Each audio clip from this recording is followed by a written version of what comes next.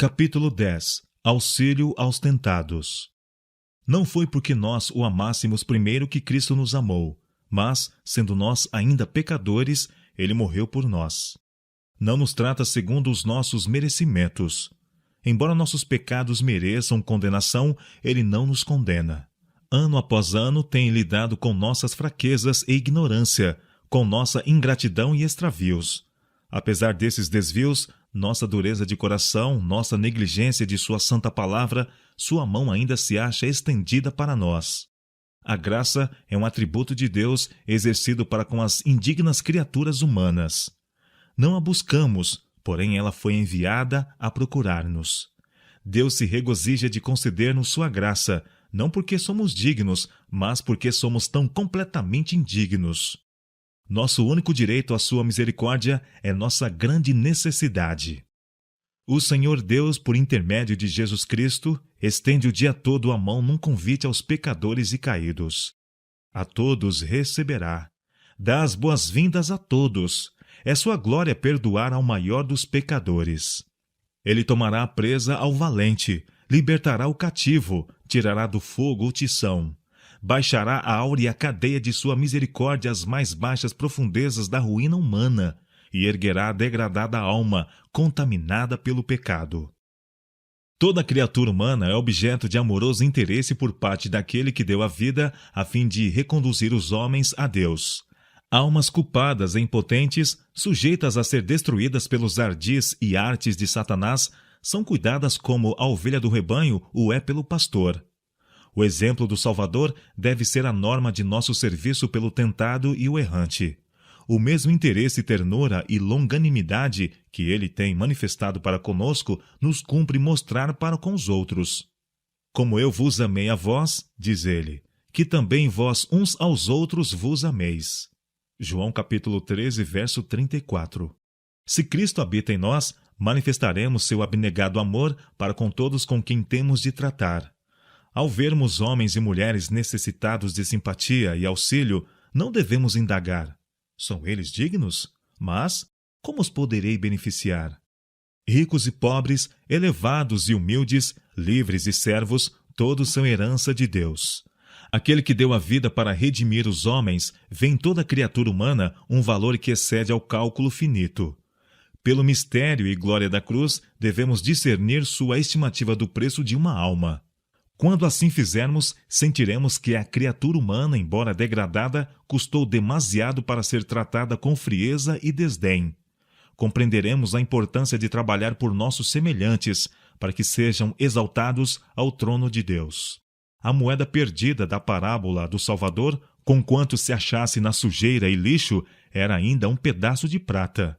Sua possuidora buscou-a porque era de valor. Assim, toda pessoa, ainda que desvalorizada pelo pecado, é aos olhos de Deus considerada preciosa.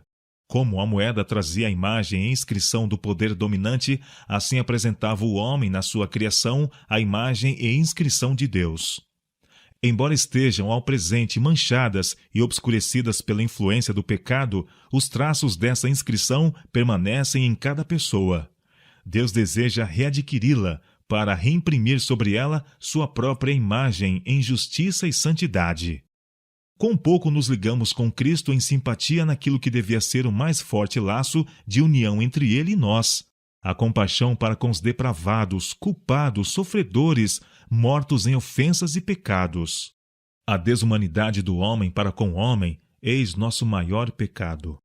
Muitos pensam que estão representando a justiça de Deus, ao passo que deixam inteiramente de lhe representar a ternura e o grande amor. Muitas vezes, aqueles a quem eles tratam com severidade e rispidez se acham sob o jugo da tentação. Satanás está lutando com essas pessoas e palavras ásperas, destituídas de simpatia, desanimam-nas, fazendo-as cair presa do poder do tentador. Delicada coisa é o trato com a mente dos homens. Unicamente aquele que conhece o coração sabe a maneira de levar o homem ao arrependimento. Só a sua sabedoria nos pode dar êxito em alcançar os perdidos. Podeis erguer-vos inflexivelmente pensando: sou mais santo do que tu. e não importa quão correto seja o vosso raciocínio ou quão verdadeiras as vossas palavras, elas jamais tocarão corações. O amor de Cristo manifestado em palavras e atos encontrará caminho à alma, quando a reiteração do preconceito ou do argumento nada conseguiria. Necessitamos mais da simpatia natural de Cristo, não somente simpatia pelos que se nos apresentam irrepreensíveis, mas pelas pobres almas sofredoras, em luta, que são muitas vezes achadas em falta, pecando e se arrependendo, sendo tentadas e vencidas de desânimo. Devemos dirigir-nos a nossos semelhantes, tocados, como nosso misericordioso sumo sacerdote, pelo sentimento de suas enfermidades. Eram os rejeitados, os publicanos e pecadores, os desprezados pelos povos, que Cristo amava, e por sua amorável bondade os compelia a aproximar-se dele. A classe que ele nunca favorecia era daqueles que ficavam à parte na própria estima, e olhavam os outros de alto para baixo. Saí pelos caminhos e atalhos, e forçai-os a entrar, ordena-nos Cristo, para que a minha casa se encha. Lucas capítulo 14, verso 23. Em obediência a esta palavra, devemos ir aos não convertidos que se acham perto de nós e aos que estão distantes. Os publicanos e as meretrizes devem ouvir o convite do Salvador. Por meio da bondade e da longanimidade de seus mensageiros, o convite se torna um poder para erguer os que se acham imersos nas maiores profundezas do pecado. Os motivos cristãos exigem que trabalhemos com um firme desígnio, um infatigável interesse e crescente insistência por essas almas a quem Satanás está procurando destruir. Coisa alguma nos deve esfriar a fervorosa, anelante energia pela salvação dos perdidos. Notai como através de toda a palavra de Deus se manifesta o espírito de insistência, de implorar a homens e mulheres que se cheguem a Cristo. Devemos-nos apoderar de toda oportunidade, tanto em particular como em público, apresentando todo o argumento, insistindo com razões de peso infinito para atrair homens ao Salvador. Com todas as nossas forças, nos cumpre insistir com eles para que olhem a Jesus e aceitem sua vida de abnegação e sacrifício. Devemos mostrar que esperamos que eles deem alegria ao coração de Cristo, usando todos os seus dons para a honra de seu nome. Em esperança somos salvos. Romanos capítulo 8, verso 24. Os caídos devem ser levados a sentir que não é demasiado tarde para serem íntegros. Cristo honrou o homem com sua confiança, deixando-o então sob a vigilância de sua própria honra. Mesmo aqueles que haviam caído mais baixo, ele tratava com respeito. Era para Cristo um continuador o contato com a inimizade, a depravação e a impureza. Nunca, porém, proferiu ele uma expressão que mostrasse estarem as suas sensibilidades chocadas ou ofendidas os seus apurados gostos. Fossem quais fossem os maus hábitos, os fortes preconceitos ou as dominantes paixões das criaturas humanas, ele as encarava todas com piedosa ternura. Ao partilharmos de seu espírito, olharemos todos os homens como irmãos, com idênticas tentações e provas, caindo muitas vezes e lutando por se erguer novamente, combatendo contra o desânimo e as dificuldades, sedentos de simpatia e auxílio. Então nos aproximaremos deles de modo a não desanimá-los nem repeli-los, mas a despertar esperança em seu coração. Ao serem assim animados, poderão dizer em confiança: Ó inimiga minha, não te alegres a meu respeito, ainda que eu tenha caído, levantar-me-ei. Se morar nas trevas, o Senhor será minha luz. Ele julgará a minha causa e executará o meu direito. Ele trazer-me-á a luz, e eu verei a sua justiça. Miqueias capítulo 7, verso 8 e 9. Deus da sua morada contempla todos os moradores da terra. Ele é quem forma o coração de todos eles. Salmo 33, versos 14 e 15. Ele nos manda, no trato com os tentados e errantes, olhar por ti mesmo, para que não sejas também tentado. Gálatas capítulo 6, verso 1. Com o senso de nossas próprias enfermidades, teremos compaixão das enfermidades dos outros. Quem é que te faz sobressair? E que tens tu que não tenha recebido? 1 Coríntios capítulo 4, verso 7. um só é o vosso mestre, e todos vós sois irmãos. Mateus capítulo 23, verso 8. Por que julgas teu irmão? Ou tu também, por que desprezas teu irmão? Assim que não nos julguemos mais uns aos outros. Antes, seja o vosso propósito não por tropeço ou escândalo ao irmão. Romanos capítulo 14, versos 10 e 13. É sempre humilhante ver seus próprios erros apontados. Ninguém deveria tornar a prova mais amarga por desnecessárias censuras. Ninguém já foi conquistado por meio de repreensão, mas muito têm sido alienados, sendo levados a endurecer o coração contra as convicções. Um espírito brando, uma maneira suave e cativante, pode salvar o desviado e encobrir uma multidão de pecados. O apóstolo Paulo achou necessário reprovar o erro, mas quão cuidadosamente procurou ele mostrar que era um amigo para os extraviados. Quão ansiosamente lhe explicava o motivo de seu proceder. Fazia-os compreender que lhe doía o causar-lhes dor. Mostrava a simpatia e confiança que tinha para com os que estavam lutando por vencer. Em muita tribulação e angústia de coração vos escrevi, disse ele, com muitas lágrimas, não para que vos entristecesseis, mas para que conhecesseis o amor que abundantemente vos tenho. 2 Coríntios capítulo 2, verso 4. Porquanto, ainda que vos tenha contristado com a minha carta, não me arrependo, embora já me tivesse arrependido. Agora folgo, não porque fostes contristados, mas porque fostes contristados para o arrependimento. Porque quanto cuidado não produziu isso mesmo em vós, que, segundo Deus, fostes contristados.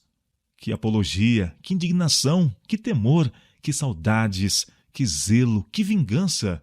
Em tudo mostrastes estar puros neste negócio. Por isso, fomos consolados. 2 Coríntios capítulo 7, versos 8, 9, 11 e 13.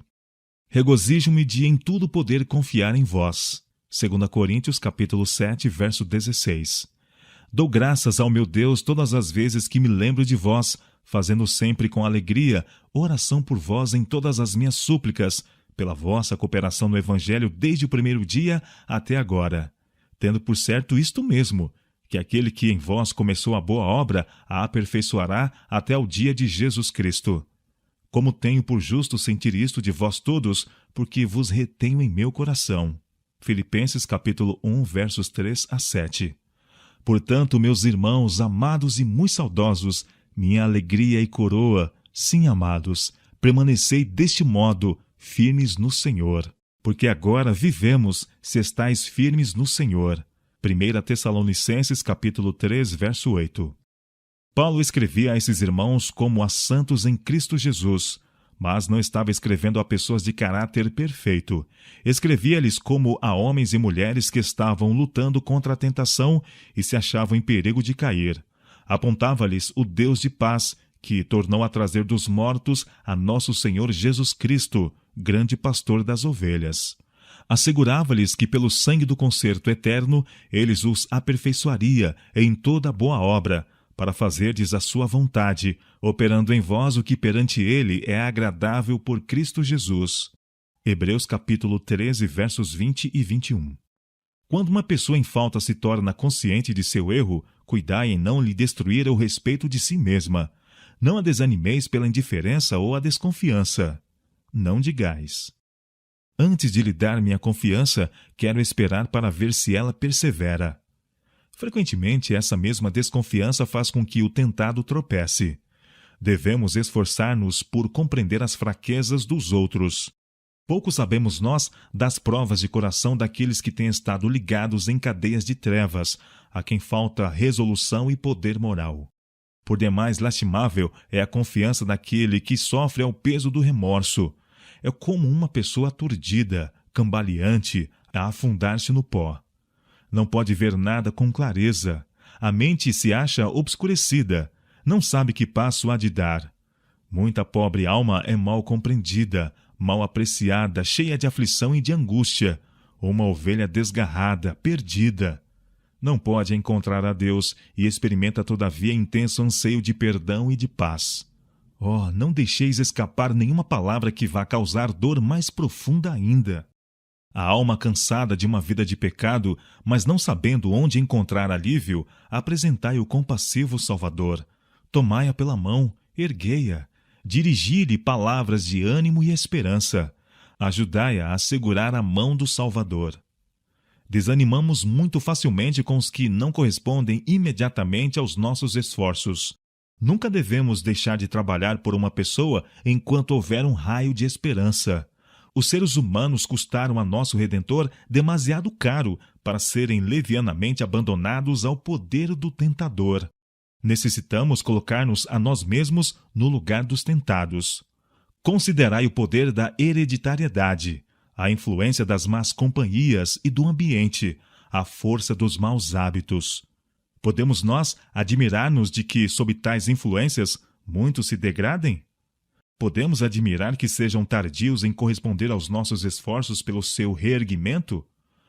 Muitas vezes, quando conquistados para o Evangelho, aqueles que se afiguravam vulgares e não promissores achar-se-ão entre os mais leais de seus adeptos e defensores.